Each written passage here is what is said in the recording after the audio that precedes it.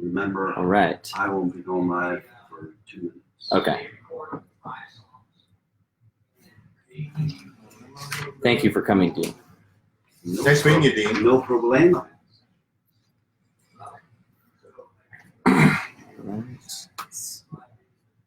Hey, Bob. Thanks for tuning in.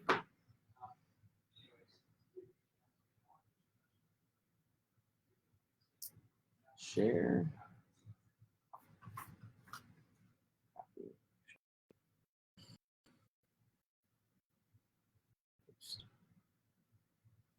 All right, shared through.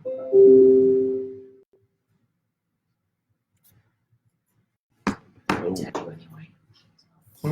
I tagged you anyway, so we'll get it. Okay, nice. Danny Diaz, all the way from Colorado. Hi, Danny.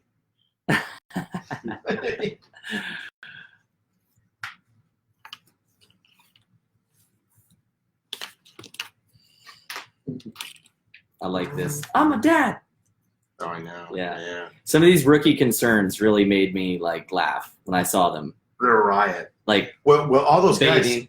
guys, they come and they just give us bullet points for them. Yeah. So they're different every single time. Got it. You know, but it's a That's lot of cool. fun. Right. And then we 30 always seconds. Okay. we always need to remember certain ones that Yeah. they forget. You know. Yeah, and if you got any like awesome stories you want to share of special, circumstances or Yeah. anything inspiring or like that really like embodies the Yeah. program and I'll share when volunteering as a boot camp coach because some of them he follows up with every class for the year. The That's his topics and class. opinions expressed in the following show are solely those of the hosts and their guests, not those of W4CY Yeah. Radio, its employees, or affiliates. We make no recommendations or endorsements for radio show programs, services, or products mentioned on air or on our web. No liability, explicit or implied, shall be extended to W4CY Radio, its employees, or affiliates. Any questions or comments should be directed to those show hosts. Thank you for choosing W4CY Radio. right there.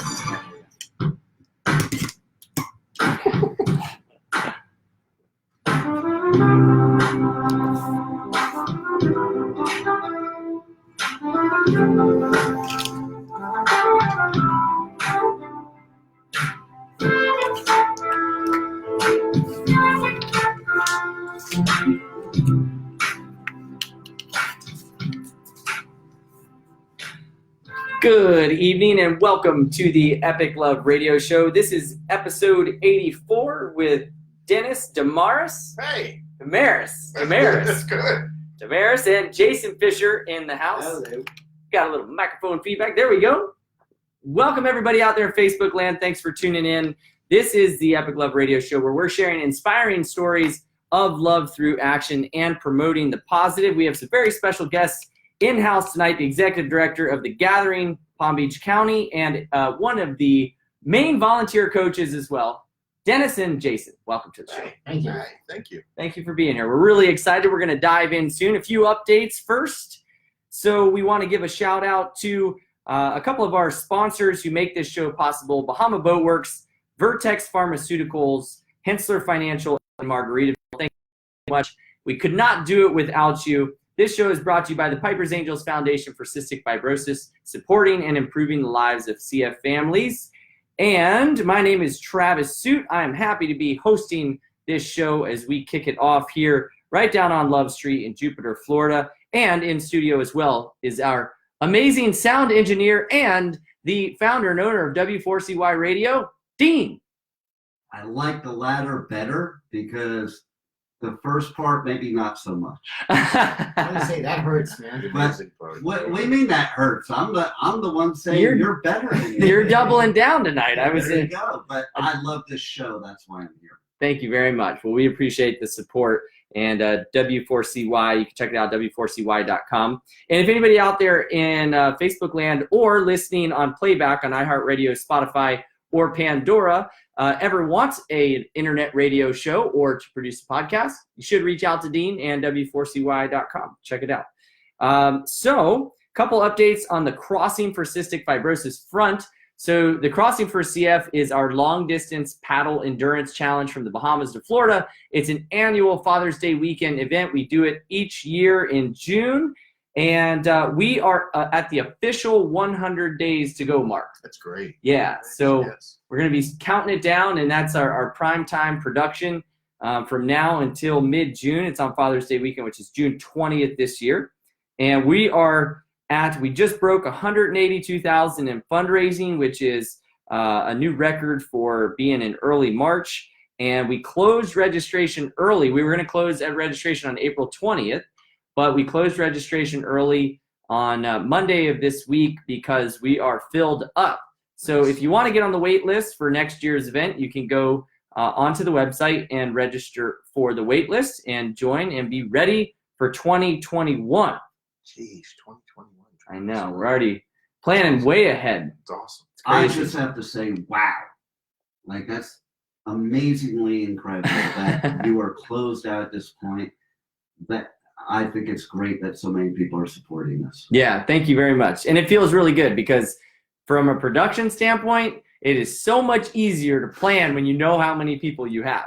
So we're excited, and it's, you know, this event and the organization's really been built by the community and all of our incredible supporters over the years. So we appreciate that. And from an entrepreneurial nonprofit standpoint, we've got another. So I'm the executive director of Piper's Angels Foundation, and we have the executive director of Gathering Palm Beach County, Dennis Damaris. Hey. That's me. In You the got it house. right. You got it That right. is That's you. good. Hey, Leanne, thanks for tuning in. If anybody has any questions or comments during the show, you're welcome to drop them in the comment box on Facebook and share or give us some love. We appreciate it. And so Dennis here. Dennis the Menace, I thought. There we go. That's what Dean said. Dennis the Menace. Dennis the Menace. Dennis is a Florida native and has a passion for encouraging and equipping men through the ministry of the Gathering Palm Beach. Since 2013, Dennis's primary focus has been to engage men to be fully alive in the marketplace and beyond. He is also an active member of the community and working through organizations such as Boot Camp for New Dads, whose mission is to help assure every child a father that they can count on no matter what. And as the coach coordinator, Dennis is a large part of the dads helping get men a good start on new fathers, which I find an amazing mission. As a father to Piper, you know, I didn't have any coaching, and I wish I did. So I think it's incredible what you guys are doing. When Jason first told me about the program, I was just like, wow, that makes a lot of sense. It just makes so much sense, and I wish more people knew about it. So excited to share the story. Thank you. So are we. Yeah, for sure. So tell us a little bit about, you know, how you guys connected and kind of what got you started on the road to becoming the executive director position and also leading this amazing program. Well, I'm a father of two, husband of one, and I've got two girls running around in my house still, and I have a neutered dog. So I know my place for sure well. But I started as the executive director of this organization. One, because I really have a passion for men and their families and men in the community, and just the impact that they can make. I was brought up in I'm very fortunate. I was brought up in a 2-parent home, just in the normal home. But I mean, it was neat. It was a military home, so my dad was very gung ho, artillery sergeant. And which branch? Air Force and Army. So wow. But he ended up an artillery drill sergeant. So that's how I grew up. I have a brother who has cerebral palsy as well. Oh, wow. He's 54 now, which is kind of cool. He's a little farther down the road. How is he doing? He's doing good. Yeah. He lives in the area here. Yeah. So I see him, but I'm in that sandwich generation where I see my parents and taking care of my brother and raising my children. I'm kind of in that stage of life. Right. But I mean, it's really cool. But I mean, that's when I really got exposed to men, because whenever we would move from base to base, because my brother had surgeries when my dad was in the military, we would move from base to base, and there was always a home. Doesn't matter where you are, there's always a home on the base, and predominantly there were a lot of men, of course, in the military where we were in the artillery, in the area that we lived. So I just grew up with a father that worked hard, that loved his wife. and you know, disciplined us when we needed it. Yeah. He would go out for 2 weeks, and my brother and I would fight and do everything else, which was great. But I mean, When the drill sergeant left. oh yeah, and he'd come home swinging the belt because we deserved it, and we dodged it. But it was great. But I mean, I just grew up that way, and I had a passion for. I have a passion that my father built in me, or that modeled, just to honor those that were disabled in some way or handicapped in some way, just to be compassionate. And then he always really demanded that we honor our mother and the elderly. So I just saw that from my dad, and so I kind of grabbed onto that real quickly. And then at 17, we moved here back to Florida, so he could be near his dad, to take care of his dad, like a lot of people do. And that was neat to see him kind of serve his dad, you know, in that later stage of life. And then at 17, 18, I moved out of the house and finished high school because I didn't want to deal with my drill sergeant father, if you know what I mean. And right away, you know, I had to pay rent. I had to do all that stuff, plus put myself through school. Yeah. But what was cool is at that young age, I had not only I had a couple men that came into my life that gave a rip about me being 20, and they were retired men, and they just spent time with me. Punched me in the chest when I needed it, you know, and just encouraged me. And so I was able to really start. That's kind of where I had this passion for men, and it just developed. I was very fortunate because the men came around me and helped and encouraged me, and so I really developed that, and that's why I have a passion. It started when I was young, and it's continued on as of course when I took a wife in my 26, 27, and then I would consider having children. Then at 30, I had my first child, and right away, you know, that just changed my life. It changed my perspective being a dad. Yeah. You kind of recalibrate everything, if you know what I mean. And that's a good word for it, recalibrate. Yeah, you do. And then you know, hindsight. The comedy of my life is that I have all girls in my house. and I was like, I don't know what to do with all these girls. That had to balance out the masculine, feminine energy. I had no idea. And you know, I learned that yelling like my dad doesn't work when all three of them are crying. You know, it just doesn't work. It doesn't work. Different tactics. So I had to learn, and it was just so cool. And now my oldest is 18. She's getting ready to go to UF and all this stuff. But just seeing, after spending a few years modeling the love that I could demonstrate, even though I was raised with all men in that environment, it was neat to see how my kids now are a product of that. Yeah. And you know, every time that I modeled to them, I was thinking, you know, what am I modeling? Because they're the first man that they're going to know in the house. So what am I modeling? What am I modeling? And now to see my 18-year-old, you know, talk about things and see it through the model that I gave her. It's really cool. I mean, I'm glad I didn't mess it up, you know? Yeah. I didn't mess it up because it's so easy to do. For sure. And she just had her first boyfriend and all that. So I had to go through all of that stage, and it was scary, but, you know, just all of that. It's just cool. It's just cool. And, you know, and then being with the mother of my kids, you know, that's hard. That's not the normal thing a lot of people do. But you know, 23 years in, I've known her 28 years, you know, so just seasons of life. And now coming alongside and, you know, older parents burying a father, you know, walking alongside generations of women. You know, mother-in-law was 88, you know, who's dealing with life issues and health issues. Just, it's really rich. And I'm very grateful that I've had that perspective and that I just didn't blow it up.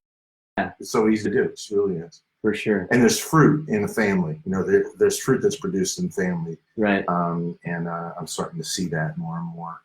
And you know, so I'm grateful, and I really believe that you know, having men in my life, having older men give time to a young man who's in his 20s, you know, they didn't have to, they just did. They were nice, you know, and they just gave time, and that really modeled, and then seeing a dad that modeled for me as well. You know, he had issues, of course, right? Like I have issues, you know, like, you know, but I mean, you know, you take the good. You know, you know, from every situation, and you just add it on to what you do in your life, you know, and you try to make the best of it.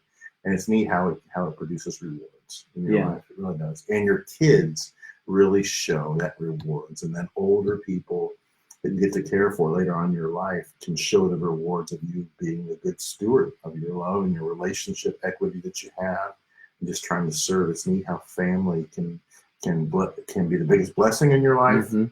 as well as the hardest. But I mean, they also are the ones who right away can show compassion and show appreciation. It's so nice. Yeah. Really. So maybe it's worth it. Yeah. Well, you use some beautiful language. You're very well spoken, very eloquent. No, you really do. You're very well spoken, and it's easy to listen to you. And I love some of the language you use. I'm a big believer in the words that we use, and how you talk about walking alongside these generations of women, and how a family, how that investing in a family bears fruit. And those are powerful things to understand, and you just don't hear it talked about a lot. And I think this idea that people, the masculine side of things, I think a lot of times just gets overlooked in a big way. And so what a great introduction to what. Thank you for the backstory and sharing. And how old are your kids? 18 and then 12, so I get to redo it all again. Wow. It's kind of cool. Yeah. So you'll have to give me some tips, because I have a 12-year-old daughter. Oh gosh. And that's my, I'm like, man, I don't know, these first 12 years, okay. Yeah. But the next 6, Oh yeah. I feel like You could be stiff 100 arm years and all worth that. of, yeah. Wait till the change happens. Oh my gosh. Yeah. We might have to talk after the show about some stuff Cafe that I. con leche and learning to shoot or a good cigar or the beach really help, or fishing really helped, and boxing helps too. So I Got love it. that. I love that. Okay. All for me, so I can deal with all Yeah, the yeah. emotions. I'm at the house. Tween years. It's just crazy. That's great. So tell me how you guys got started working together. Jason, how did you learn about the program and get involved? So I kind of came from a different background.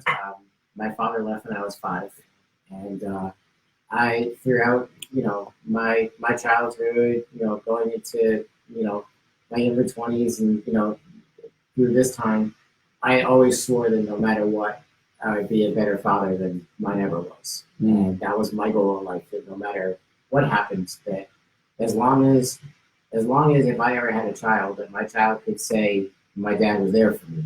Yeah. I was good. That was my goal. And when my wife got pregnant, we did all of the hospital classes that they had, and I basically got voluntold that I was going to this class. That's like all the classes. Yeah. We asked the Yeah. guys, how'd you hear about the class? And they go, well, I was we're gonna sign voluntold. up. my wife or the mother signed me up. And so I went to this class, and honestly, for me, this was the only class that I actually got anything out of. Wow. Which hospital? We did it at Wellington. Okay. For us, I found, and so did my wife, that all of the classes that they taught were geared towards mom. And it was only what the instructor had to say, and it was their opinion, and this is how it was. And I'm like, this was horrible. And I went to this class. It was the first thing that I actually got anything out of, because it's open. It's an open discussion. There's nothing that we don't discuss. It's whatever the new dads are worried about, have their concerns about, or whatever they want us to cover. As long as we have our own specific topics that we talk about to make sure that we cover in every class. But it was whatever we had concerns about. That was the goal of the coach, to make sure that was covered during that course. Gotcha. And and so after that, there's an opportunity, and we'll go into more of what the course entails. During the class, we have what's called a vet dad that comes in, and it's a dad that brings along their child and talks about their experience, what they went through. They change the baby's diaper, show them what's in the diaper bag, and just really has that conversation. So you see that experience there. It's not just a coach talking about it, but you have the vet dad there. And And the baby's usually 4 months to 3 months to a year. Yeah. Okay. If we invite a vet dad to come back and actually, They bring their own child? Yes. Okay. Yeah, so no, there's we just take a random one. I'm just kidding. So and they spend about 45 minutes yeah. usually talking. It's a 45-minute portion of the class. So, and like I said, they do it, we usually do about 3 to 4 months. I brought Jordan in, I think, when he was about a month. And I got hooked. And Jordan and I actually did 12 courses as vet dad and son coming together. It was an amazing bonding experience. just to be able to have that time with him. Mm. And after that, I approached Dennis and said, I'm interested in being a coach. What do I do? And spent a lot of time with him, did the training and stuff like that, shadowed with him. And I think as of last weekend, I just did my third class as a coach. Probably so. Yeah, I think it was the third. I think it was the third. Because you've been to so many. I know, I lost count. I just forget. Yeah. So. But yeah, Jason's a great story. Jason's like a lot of the men. What we do is every year we invite certain men that are veterans, at least if they're usually a year, if their kids are usually a year or two old or older, we encourage them in the community to come and be part of the program. Yeah. And then we have an open teaching time where we certify them and how to use the material and things like that. And I do that training, of course. But basically, it's men in the community that are in that window, still have kids, that are in that window, not dinosaurs like me, so I still come in. I still come in and teach class and facilitate them too. And it's neat because guys, they have a small commitment, maybe 4 or 5 Saturdays a year tops, and they go into a hospital and they get a room full of guys that are just a little farther behind the road. They're just a little farther down. The coaches are. And they just share and facilitate the class. And it's really great. We've done it now for 17 years here in Palm Beach County. Wow. 3,000, a little bit over 3,000 dads have gone through the program. That's a long track record. Yeah, and what's cool is this year we had our 7th hospital. They're all done in hospitals throughout the community, from West Boca to Jupiter, out to Wellington and in between.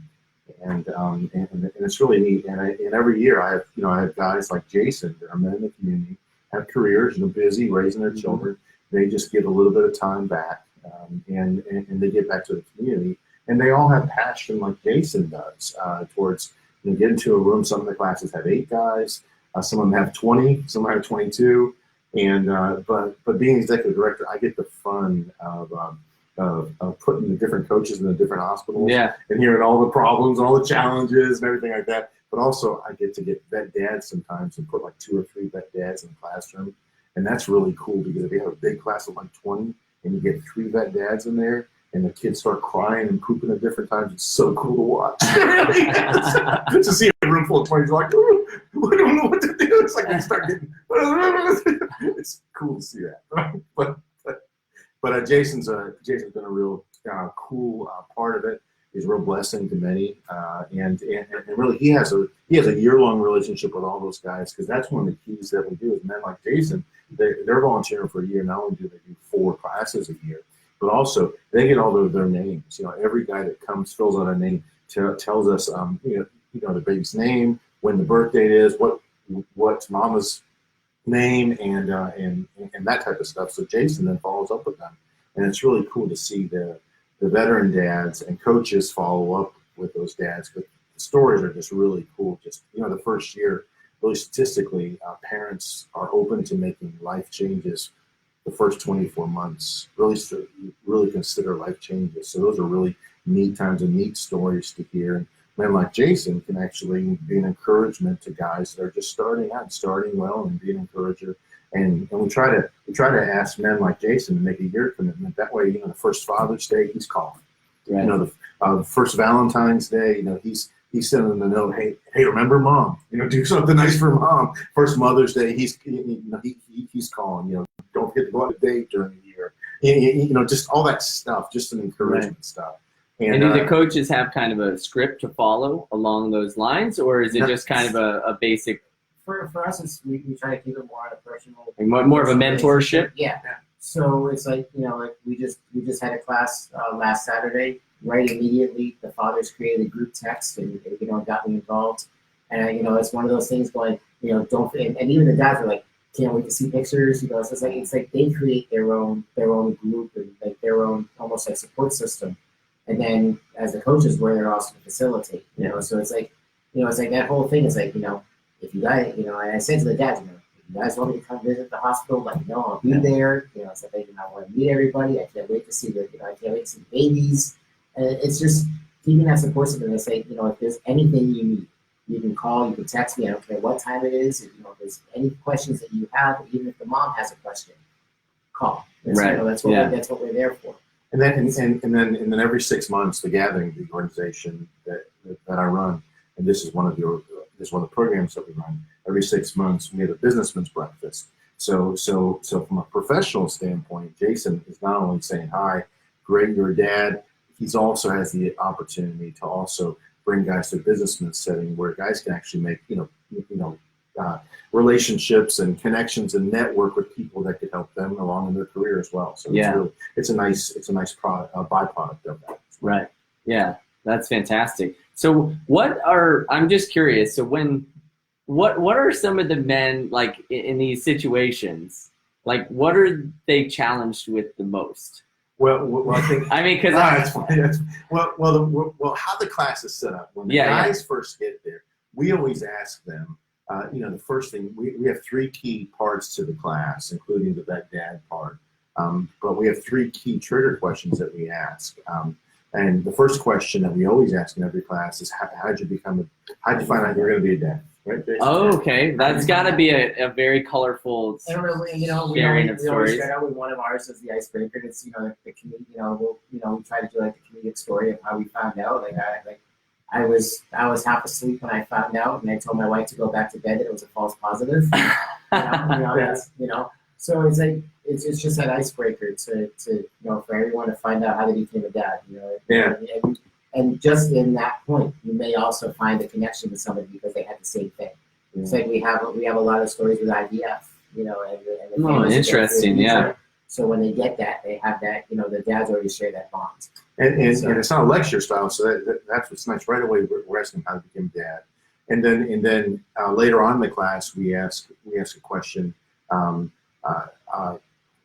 The next question is talking about your dad figure in your life. Yeah. What was your dad figure like in your life? Because we want to, of course, remind guys that there's usually a default psychologically that people have when they become parents, or they start a different role in their life. Sometimes there'll be someone that will model that in their life. So the tendency is to just consider that, and that is a real powerful question to sit in a room with complete strangers and ask guys. What was the dad figure like in your life? Well, not that we ask them to say, what's one positive thing you can say about the dad figure in your life? And that just shifts the whole perspective to them considering, I'm turning the page of my life. I'm building a whole new chapter. And that time is a real conversation. It's also a great time for them just to consider, just because I had this picture of a father, I'm turning the page. I've got a whole life ahead of me. And it's neat to see some of those discussions. Then the last question we always ask is, we have a time where we challenge them, and for about 10 to 15 minutes at the end, where we challenge them to be transformed into the father and leave a legacy for them. So what we do is we ask them, just point blank, what are your plans for the next 5 and 10 years? Wow. And they actually answer. Are they actually consider that? And we always tell them, well, what's going to happen in 5 years? You're going to have pre-K graduation. So regardless of what your plans are, these are coming. And just a reminder, and it's neat to just encourage them to think about that. Of course, we talk about planning what you have for your family, taking advantage of all the child stuff, like college tuition, all of that stuff, and things like that, and medical. But I mean, those 3 key questions happen in an environment where it's casual, where we talk.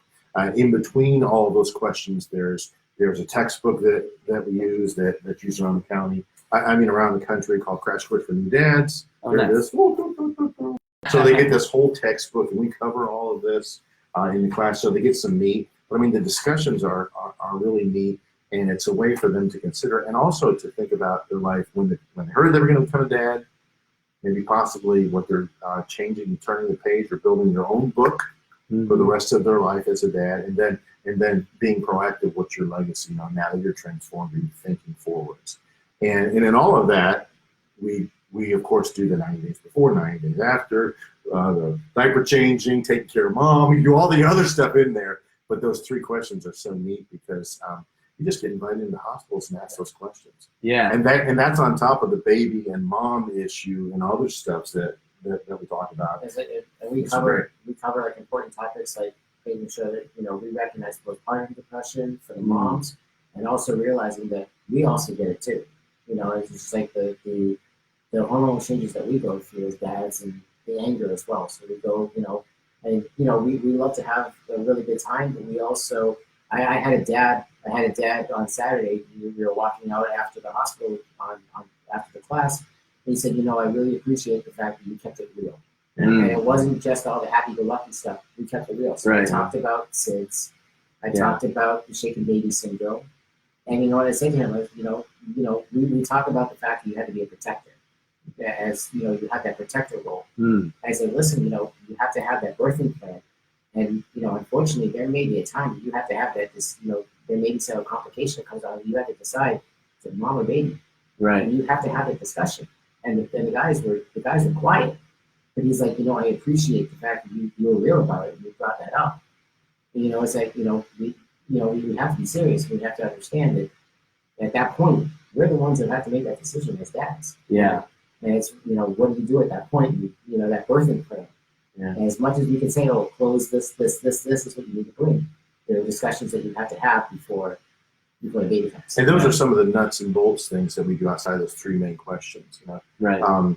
And the other thing that we do in every class is we have a rookie concern. So when the guys walk in, we just get one of those giant Post-it cards. I wish 17 years ago I invested in that. Because I didn't more. But I mean, we bullet point, and guys just put them. Hey, I'm concerned about this. And by the end of the class, we've made sure we don't leave without touching on all of those things. And we have to set ones that we know we're going to talk about if they don't. Yeah, I mean, so you guys sent me like a sample of kind of like we did. Yeah. The signs up in the class, and there's some really interesting rookie concerns like pets. Yeah. You know, finances. That seems bathing. I don't know if they mean for themselves or for the baby, but baby too. Yeah. Of course, sex was on there, which is, I'm sure, that's actually one of our interesting. Because the guys never bring that up. It's hilarious.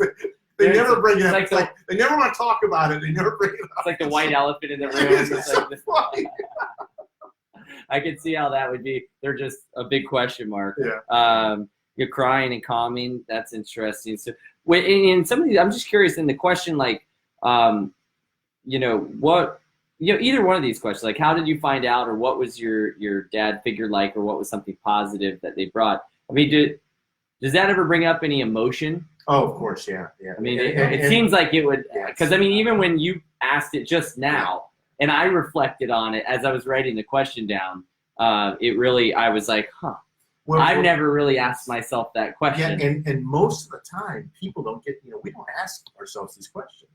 Right. So we get the privilege in the setting of a new dad class to ask those key questions, and the idea is just for them to think about turning the page, starting your journey as a father, and just starting out well. And so those are questions for them to personally reflect and to be encouraged and challenged to do life well as a dad. Yeah. And that's the main emphasis of those. The other stuff, of course, is the nuts and bolts things that we talk about. We talk about, of course, challenges that the mom is going to have. Some normal challenges the baby's going to have. And then we talk about, Jason mentioned being a protector role, and then being a teamwork, the value of teamwork. If mom does well, baby's going to do well. So you need to help mom do well. And we talk about teamwork, and then we have, of course, the vet dad and the baby things. And then we talk about safety. We spend a whole 30 minutes talking about safety issues, what your home should look like, what your automobile should look like, just a lot of nuts and bolts things. And then of course, we move to the transformation stage at the end of the class, like I mentioned. Yeah. Are there any specific examples of stories that you've heard that really, like, either just knocked your socks off, or that you could share? I had a great one. When I was going through the class myself, I actually had a grandfather that came into the class. So it was a father and son that came to the class together. But because of the fact that he was a first-time grandfather, he came into the class. Interesting. So it was that rebonding. It was that rebonding session of the father and son. So it was not only, how am I going to be a good, how am I a good father, and that question that you're a good example of your father, and the new dad is talking about his dad who's sitting right next to him. It was so cool. We do have a question. Danny asked, "Are you documenting this?" She said, "I would love to see social documentation on this." Yeah, we have all the guys put a survey, and they put their comments in, and we keep all of those because we end up giving it we use it for our program, to advertise our program. We also share it with the hospitals themselves. So I have stacks of responses. Yeah, of course we don't always share a lot of those responses, the feedback from the guys, but that's how we document that. And then twice a year I do a mid-year evaluation, and I usually write a post or a journal I can share with those that are interested in the program, supporting it, participating in it, maybe a new coach. So I keep like a glorified diary of some of these highlights, and so I have those from twice a year. I keep those in a journal that I give to anyone that wants information about it. And of course it's anonymous, the names, a lot of things. Yeah. But you're asking about highlights. Let me share 3 of them. Okay. One is the youngest dad. We've actually had dads in there that are occasionally a dad will come that's actually in high school still. Wow. And it's amazing that he would come. I've had a couple that have come in, and I was there in that class, and just to have that dialogue with them. Why did you come? Because they go into the class and they realize they're a little bit younger than some of the other guys, or they're not in the same place as they are, and they have a passion to do. I think the neat thing is having that conversation with those. They're not married, often, so they don't have that buy-in. They don't have the responsibility that maybe someone a little older does to be a good dad. But they wanted to start out, get any information they can just to do well, not even knowing if they're going to actually get to be part of their baby's life because they're in that stage. Yeah, right. And seeing a young man of 17 think like that, 18, powerful, and it's just really blesses your heart. It's just powerful to see a young man taking that serious, not knowing if he's ever going to see his kid. That's one. Two, seeing older dads come in. What I mean by that, there's a guy 52 in my class. I'm like, what are you doing, first time dad? He's like, well, my second marriage, 33-year-old wife, or whatever, or she's first time pregnant. Right. And so my responsibility, even though I am a dad and my kids are out of the house, I'm in a marriage, and I want to honor her and be a good dad. So I'm going to pick up some tips and come to this. And so seeing his heart to actually do something nice for mom, even though he doesn't have to, he wants to do it because he's doing it again. He just wants to, and that's kind of cool to see that. And also it's scary because I can't imagine having a baby at 52. Oh my gosh, having to raise a little kid. And then and I think the other thing is one of the other joys is having men like Jason and younger men. And other men, volunteer their time and hearing the stories, and when they call the dad, the dad was in their class, and hearing the stories and being able to coach and encourage coaches like Jason along those stories. Because some of the stories I get back, I'm calling, or Jason would call in to check in on baby's dad, and baby would be hospitalized down at Miami Children's Hospital. That's got to spend the first 6 months down there. They didn't know at that time in the class if there'd be any complications. Or maybe they thought there might be, but they weren't sure it would be that serious. So Jason is going to spend the whole year being an encourager to that dad. So cool. And then also, there's been times where coaches like Jason would call, or I would call, and, the dad would say, my baby didn't live. Oh, man. And so you have so right away I'm his coach, or Jason's his coach. So I have a year relationship with this guy. And I just get to be his encourager and help him in the first year. As he lets me in. As he lets me in, just be a buddy and a friend to him during that time. I think those are really 3 real strong stories I remember that are just so cool. And just nice to be able to put these on and have the potential to be invited into people's lives. Because they come to the classes, and then following up, they invite us to be part of their life. And it's always cool to hear the stories and get pictures too. Little kids, and how the kid keeps in touch. They go on Facebook. They go to Boot Camp for New Dads / Palm Beach County, and they'll put pictures on of the class, but then also just getting text messages. Hey, my baby had his first birthday, and you're seeing that, and you're just seeing all that good stuff. And then, you know, the backstories, you know, the guys, once you become friends with them, of course, they'll have stories where they'll start sharing with you. Maybe they're challenged to starting a career, changing careers, you know, just life. And then first, you know, having a baby, the challenges of not just being a dad, but also being a supportive partner, you know, and the challenge of that, and getting beyond the no sleep and crying, and just walking alongside them for a year. It's really cool getting all these stories. Yeah, and it's really rewarding. It really is. Yeah, thank you for That's sharing. awesome. It's just the rewarding of getting back, and you know, just knowing that you're doing something for a group of people that don't get a lot of education in this.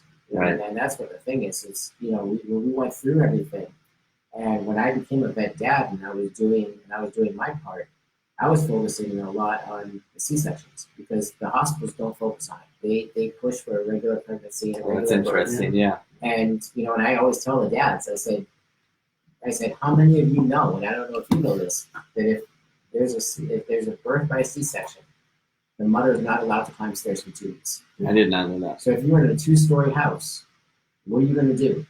So it's Yeah. like I always say to them, like, prepare. Like, you know, Right. I mean, like, we had, thank God, we bought a pull-out couch while my wife was pregnant. Yeah.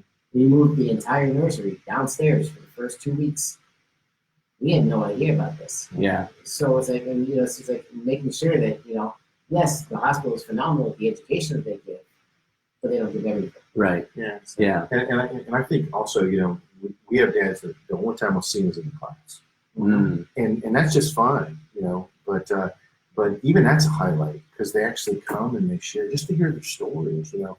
It's so encouraging to hear dads want to do well. Yeah. And want to do well because you don't always hear that, you know. You don't get that, you know. Life's busy. We all get, you know, we've all got waves that come at us. You know, it's going to come at us one way or the other, and you don't often hear guys talk about how much they want to do well for their families. You know, and it's just so encouraging. Or start out well, or they have challenges, and even if they just come to the class, it's just encouraging to see them taking it seriously and wanting to do well because they're becoming dads. Right. You know, and there's nothing. And it's just so encouraging for the dads that just give us that time to come to classes, even the ones maybe that don't want to follow up or that don't receive the follow up. You know, and, you know, life. You know, people move, things happen, and but even them just coming is so encouraging. Hearing the stories too, even when they start talking to one another, you know, hearing them talk to one another, encourage one another in those class settings, and they have those discussions. It's just encouraging because for some of those guys, they've never been in that setting, they never will be in that setting. Yeah. Too. You know, and so it's just nice they give us that time period of their life, you know, even if it's just a class. And, you know, and it's neat to, and it's also kind of comical being the coach because you get different guys from different places and they all have that same look. Right. Oh, we're gonna be there. and then they all have apprehensions, you know, especially if a baby starts crying in the room, they all go like this. You know, it's comical too to see. But also you always got the guy who Yeah. And I remember this one guy, he wanted to die on the hill that he wanted to save money and have cloth diapers. I'm going to save money. I'm going to. And the other guys in the class were telling him, no, that's right. That's what we're going to do. We're going to save money, and that's what we're going to do. And 4 months later, he came back and he said, I changed my mind. And people started coming out. It's funny to see. Those cloth diapers went out the window, but I mean, just to see the transformation, just to see a different view of the guy, and also it's neat to see the guys. You know, you've got the hard guys, the open guys. It's just neat to see because the joy of being a dad and having a baby just changes your life. It does change, and if it doesn't, then it will. Yeah. If it doesn't, then it will. When you're not getting sleep, and the baby's you got the first doctor's appointment or the first time your baby gets sick, it's something different. Even if or the first time they fall, it's just on a playground you're like, or at the beach, it just changes your life being a dad, and it's so rewarding. And we're just so grateful that the hospitals invite us in to do classes for them, and the men that sign up. Like I said, we've had a little bit over 3,000 men come through the program. And this year, with the 7 hospitals, we'll have about 475 guys that go through the program. There's been like Jason that volunteered their time. And it's just a joy to have that program as part of something we offer in the community through Gathering Palm Beach County to positive impact families. Sure. Yeah, that's amazing. And it's great to see the passion that you guys have. Like it's so rewarding. Because I feed off that energy, right? Like that's the greatest joy I get, especially with doing the show and everything, and just seeing the community impact that people are making, the social impact. So I'm curious if you were, and I want to give a shout out to everybody on Facebook for tuning in. Thank you guys so much. Thanks, Danny, for asking that question. If everybody has any other questions, thanks, John, Carolyn, for tuning in. We really appreciate it. I'm curious, we've got about 8 minutes left on the show. Okay. If you were to sum up in kind of an elevator pitch or in a minute, like what makes a great dad? Good. Thank you so much for giving me that. Hey, you like that? I like it. That's, Yeah. That's what you do. It's an executive director. Just, you can do a couple minutes, right? I think it's, somebody that's a great dad is just somebody that's there for their child. That's really the sum of it. It's somebody that's,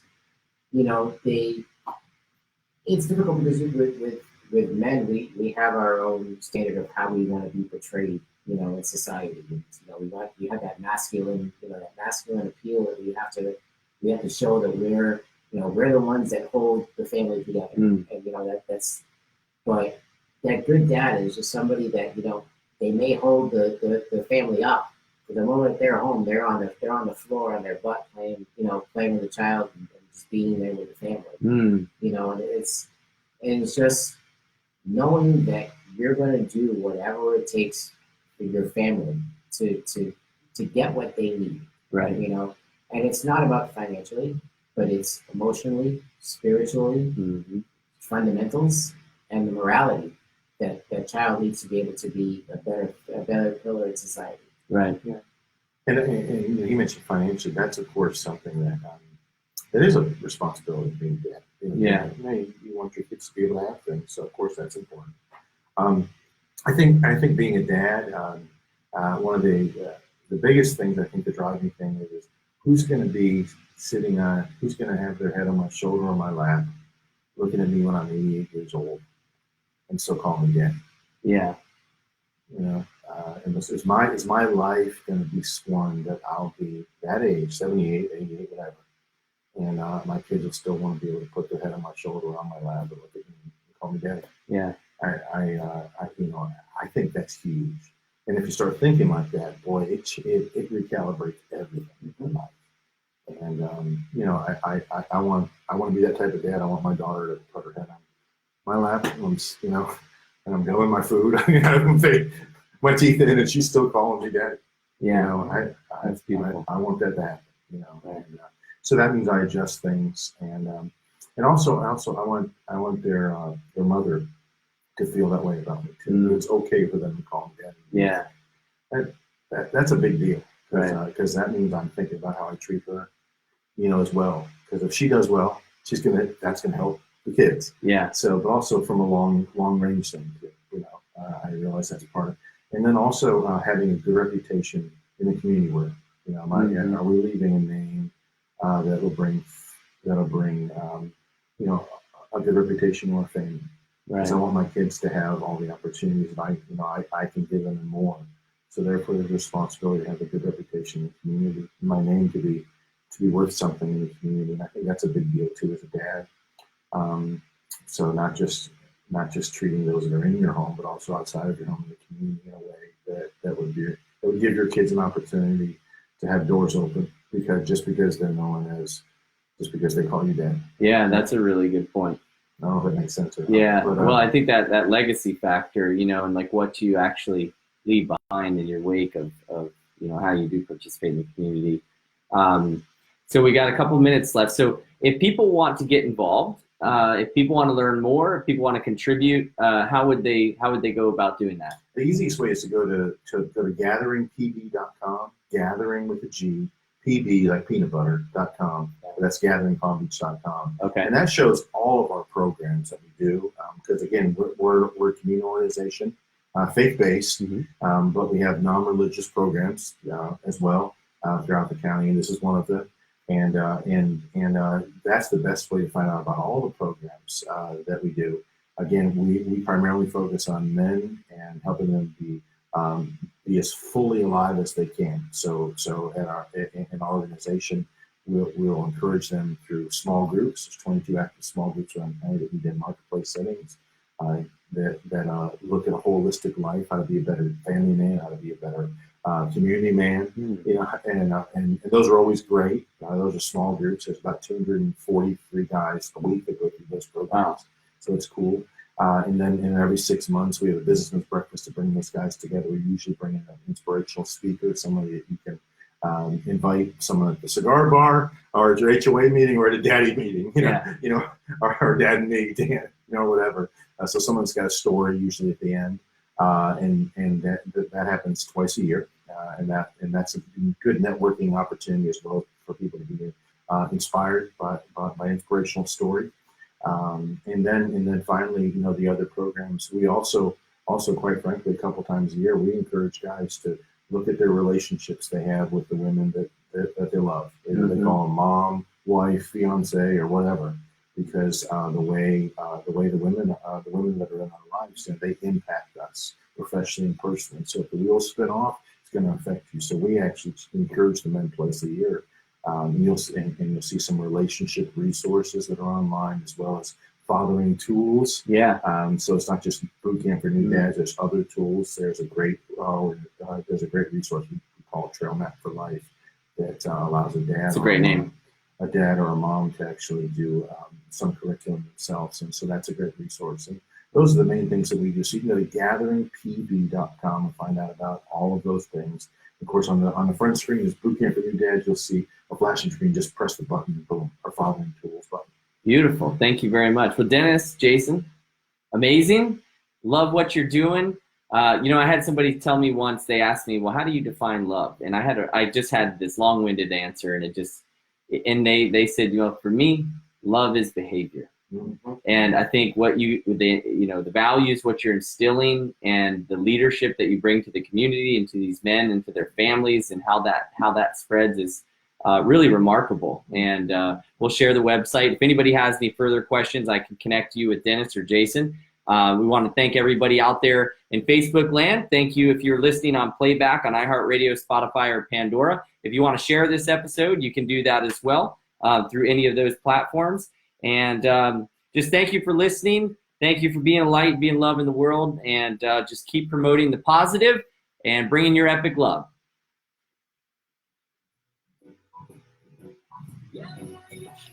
We're still live on Facebook. Okay, here we go. Man. Did we get everything done? Did we cover everything? Nice job. Thank you so much, by the way, for asking questions about that.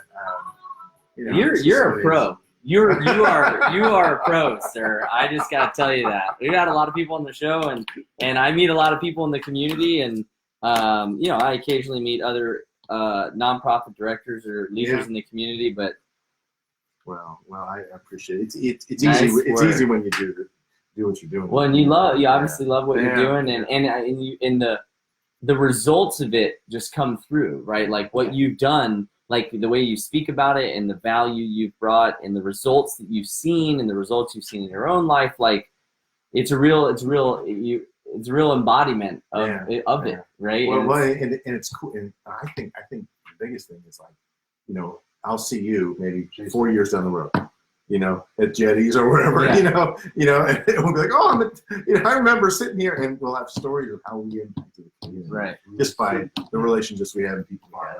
That's always cool. Beautiful. I call this home. I was born in Panama City, but my wife grew up here, Lakewood Beach Bunny, and now she's burning things off for skin.